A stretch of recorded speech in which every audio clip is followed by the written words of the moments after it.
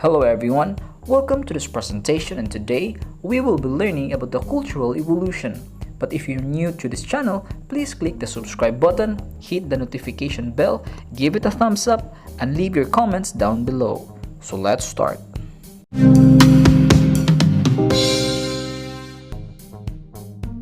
Before we proceed, it is important to note that these stages of cultural evolution happened in the prehistory. Cultural evolution is divided into 4 stages. These 4 stages are Paleolithic, Mesolithic, Neolithic, and Metal Age.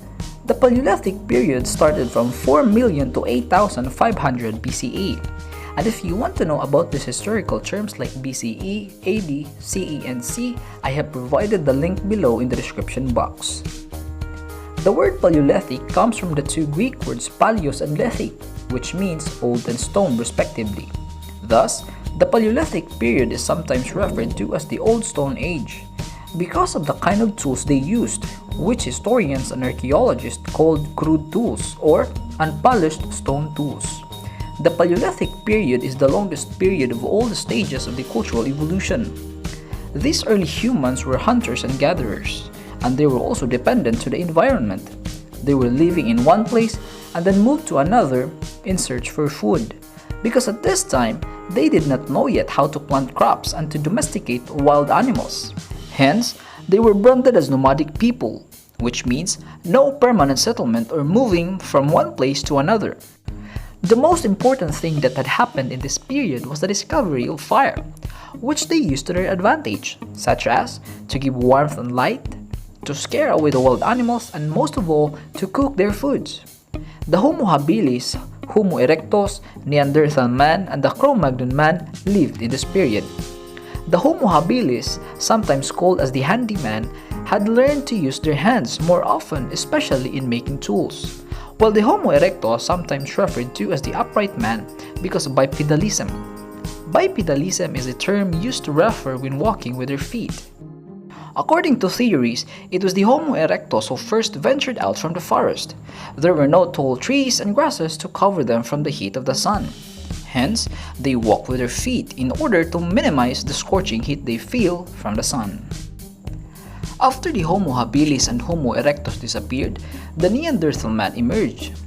The evidences discovered inside a cave in Altamira, Spain, and Lascaux, France, pertaining to the kind of life of the Neanderthal man, suggested that they were skilled in drawing. The Cro-Magnon man emerges after the Neanderthal man disappeared. While the Neanderthal man were skilled in drawing, the Cro-Magnon man, on the other hand, were more inclined to religious beliefs. One of their traditions was to bury their dead in a shallow pit, because once the dead body feels the heat of the soil, they believe that they will be in the life after death. The Mesolithic period serves as a transition from Paleolithic to Neolithic. The Mesolithic comes from the 2 Greek words meso and lithic, which means middle or between and stone respectively. In the early part of the Mesolithic period, the Earth's temperature significantly dropped to almost 15 degrees Celsius. This drastic change of temperature caused the seawater level to also drop to almost 500 feet. Consequently, many land bridges surfaced, like the land bridge that connected the Philippines to the mainland China. This land bridge was used by the early people to cross to the Philippines and became one of its early inhabitants. This period was known as the Ice Age. After thousands of years, glaciers started to melt, ensuing the gradual increase of the sea water level, and eventually, many places became warm and dry. Early humans started to live along the riverbanks. This allowed them to have more sources of food, aside from being hunters. The Neolithic period started from 7000 to 3000 BCE. The word Neolithic came from the 2 Greek words neos and lithic, which means new and stone respectively. Thus, this period is also known as the New Stone Age, because they have learned to polish their stone tools. The early humans in this period had learned to domesticate animals. This means very much to them, because they did not have to go hunting every day. They have also learned to plant staple foods. This is known as the Neolithic Revolution, or sometimes known as the Agricultural Revolution. They were not only hunters but also fishermen and farmers. Due to this new advancement that they had learned, they became sedentary, or not moving from one place to another. This is known as the urban revolution. Examples of the early settlements are that of Jericho in Israel and Catalhuyuk in Turkey.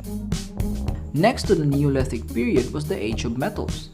The Age of Metals was divided into Copper Age, Bronze Age, and Iron Age.